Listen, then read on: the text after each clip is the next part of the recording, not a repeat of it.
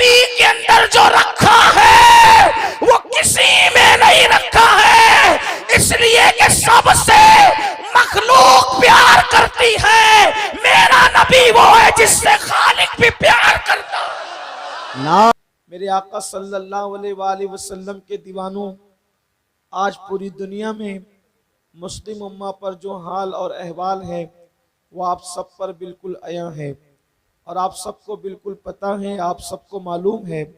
इसलिए कि electronic media हो या प्रिंट मीडिया, हम लोगों का उससे जितना ताल्लुक़ है उससे ज़्यादा ताल्लुक़ आप लोगों का है। कहाँ पर क्या हो रहा है ये आप अच्छी तरह जानते हैं। लेकिन एक बात कि आज पूरी दुनिया में किसी एक मुल्क की बात नहीं करता, किसी एक इलाके की बात नहीं करता, किसी एक खित्ते की बात नहीं करता, बल्कि पूरी दुनिया के हालात का अगर मुश्तरका तौर पर हम जायज़ा लें तो हमें पता चलता है कहीं पर मुसलमान मारा जा रहा है, कहीं पर मुसलमान पीटा जा रहा है, कहीं पर मुसलमान जेलों में ठोसा जा रहा है, कहीं पर बेजा मुकद्दमात में फंसाया जा रहा है, कहीं पर मुसलमानों के घरों को जलाया जा रहा है, कहीं पर मुसलमानों के घरों को ज़मीन से ही हटाया जा रहा है, कहीं पर हालात ये है मुसलमान रोटी के टुकड़े को परेशान है, कहीं पर मुसलमान का हाल ये है कि उसकी लाश बेगोरो कफन तड़प रही है, कहीं पर मुस्लिम उम्मा का हाल ये है कि बेटियों की लुटती हुई आबरूएं, बेटियों की लुटती हुई आबरूएं, नौजवानों के उठते हुए जनाजे इंसान को जो है वो बेदस्तुपा किए हुए हैं। और हर इंसान अल्लाह अकबर बेचैन और बेकरार होते हुए और उसी आलम के अंदर ये कहते नजर आता है कि अल्लाह की मदद क्यों नहीं आती, अल्लाह की इमदाद क्यों नहीं आती। घरों पर बिल्डोजर चल रहे हैं, अल्लाह की मदद क्यों नहीं आती। मस्जिदें मिस्मार हो रही है, अल्लाह की मदद क्यों नहीं आती। बेटियों की आबरूएं लुट रही है, अल्लाह की मदद क्यों नहीं आती। क्यों अल्लाह की मदद नहीं आती, क्यों अल्लाह की इमदाद नहीं आती। अल्लाह अकबर। हर इंसान बड़ी सवालिया निगाहों को आसमान की तरफ उठा करके खुदा की मदद का मुंतजिर है। बच्चे खुदा की मदद का इंतजार कर रहे हैं, जवान खुदा की मदद का इंतजार कर रहे हैं, बूढ़े खुदा की मदद का इंतजार कर रहे हैं। बल्कि कभी कभी जब इमदाद के अंदर ताखीर हो रही है तो इंसान का अकीदा कहीं मुतजलजल, कहीं मुजब्जब होता हुआ नजर आ रहा है। कभी जवान ये सोचते हैं क्या ये इमदाद के वाकयात इब्राहीम अलैहिस्सलाम पर नारे नमरूद जो गुलजार हो गई थी, हजरत इस्माइल पर जो छुरी चलने को तैयार न थी, जनाब यूसुफ को मिस्र के कैद खाने से निकालकर जो मिस्र का बादशाह बना दिया गया था, जनाब अय्यूब को जो बीमारी से शिफा अता की गई थी, क्या माअज़ल्लाह ये किसी वाइज और किसी खतीब का गढ़ा हुआ अफसाना तो नहीं। याद रखें ये हकायक हैं, न कोई अफसाना है, न किसी खतीब की खिताबत की जुलानियां हैं, बल्कि हकायक हैं। और इन सबको कुरान मुकद्दस ने बयान किया है। और जिस चीज को कुरान बयान कर दे फिर मजीद उसके लिए हमें किसी सबूत की जरूरत नहीं होती। लेकिन अगर आप अपनी गुर्बत के खात्मे के लिए अल्लाह की मदद चाहते हैं, अगर हम और आप अल्लाह अकबर ये रुसवाई से बचने के लिए अल्लाह की मदद चाहते हैं, अगर अल्लाह की इमदाद चाहते हैं, तो मेरा अल्लाह कल जिस तरीके से मदद करने पर कादिर था आज भी वो उसी तरह मदद करने पर कादिर है।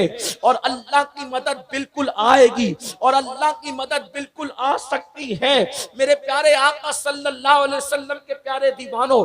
लेकिन याद रखना अल्लाह की मदद फासिक और फाजिर के लिए नहीं आती, अल्लाह की मदद मुनाफिकों के लिए नहीं आती, अल्लाह की मदद काफिरों के लिए नहीं आती।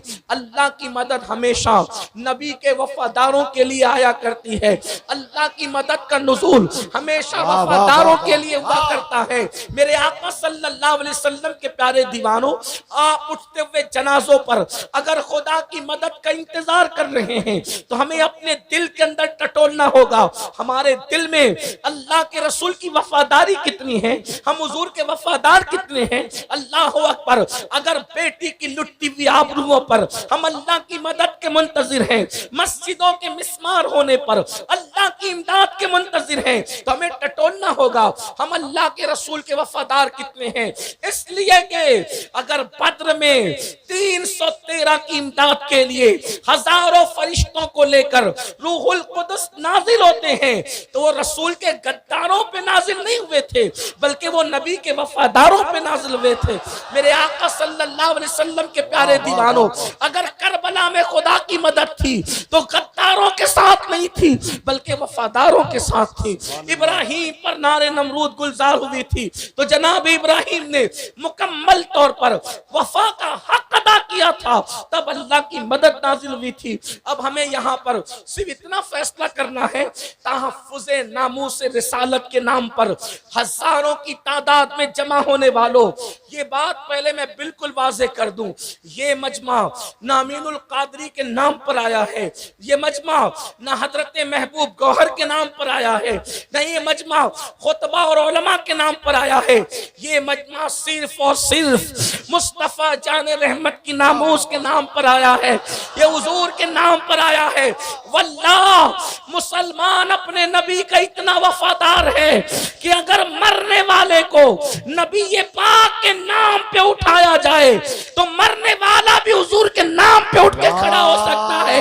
इसलिए कि हजरत पीर नसीरुद्दीन नसीर कहते हैं, कब्र की नींद से उठना कोई आसान न था, कब्र की नींद से उठना कोई आसान न था, हम तो महशर में उन्हें देखने आए हुए।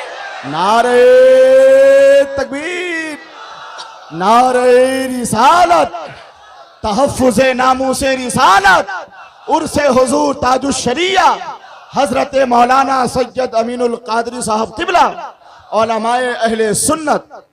और मेरे इमाम तो कई हदीसों का निचोड़ पेश करते हुए यूं कहते हैं, ये कि ये कायनात भी बनी और सजी है तो सिर्फ उनके लिए, वरना खुदा को जमीन और आसमान बनाने से गरज क्या थी। जब ये जमीन और आसमान न थे तो भी वो खुदा था, ये न रहेंगे तो भी वो खुदा रहेगा, लेकिन बनाया क्यों? तो वो कहते हैं जमीन और ज़मा तुम्हारे लिए, मकीन और मकान तुम्हारे लिए, चुनीनो चुना तुम्हारे लिए, बने दो जहां तुम्हारे लिए, दान में ज़बा तुम्हारे लिए, बदन में है जान तुम्हारे लिए, हम आए यहाँ तुम्हारे लिए, उठे भी वहां तुम्हारे लिए। अल्लाह की मदद हमेशा नबी के वफादारों पर नाजिल होती है, अल्लाह की मदद कभी गद्दारों पर नहीं आती। अब अगर खुदा की मदद चाहते हो तो पहले अल्लाह की बारगाह में अपने आप को रसूलुल्लाह का वफादार बनाकर पेश करना पड़ेगा। जलसों में वफा की कस्में खाने से अल्लाह की मदद नहीं आएगी, कॉन्फ्रेंसों में फिदा का उम्मी व अबी का जलसा लगाने से अल्लाह की मदद नहीं आएगी, सिर्फ नारे के तौर पे लब्बैक या रसूल अल्लाह कहने पर अल्लाह की मदद नहीं आएगी, सिर्फ दर्द भरी तहरीरों को लिखकर पढ़कर आंसू बहाने से अल्लाह की मदद नहीं आएगी।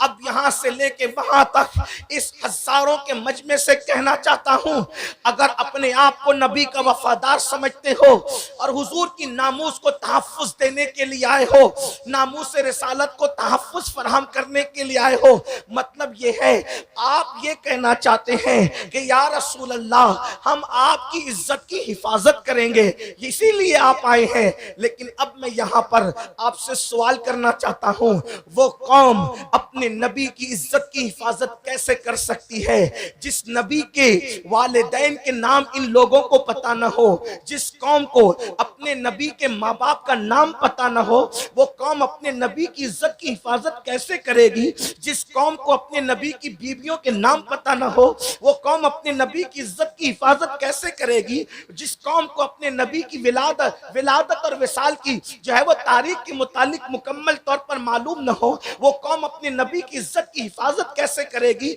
मेरे आका सल्लल्लाहु अलैहि वसल्लम के प्यारे दीवानों, आज पूरी दुनिया जो रसूलुल्लाह पर भौंक रही है, उसकी सबसे बड़ी वजह यह है कि दुनिया जानती है मुसलमानों का ताल्लुक उनके रसूल से सिर्फ टिमटिमाते हुए चिराग की तरह रह गया।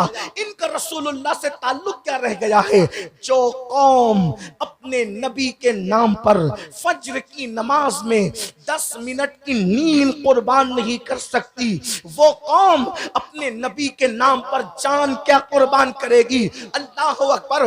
दुनिया समझ चुकी है सारे मामले को, दुनिया समझ चुकी है सारी बात को, इसलिए वो लोग बहुत बेबाकी के साथ भौंक रहे हैं। वरना पूछना चाहता हूं, दुनिया तो आज भी वही है, बल्कि आज तो मुसलमान पूरी दुनिया में 225 करोड़ है।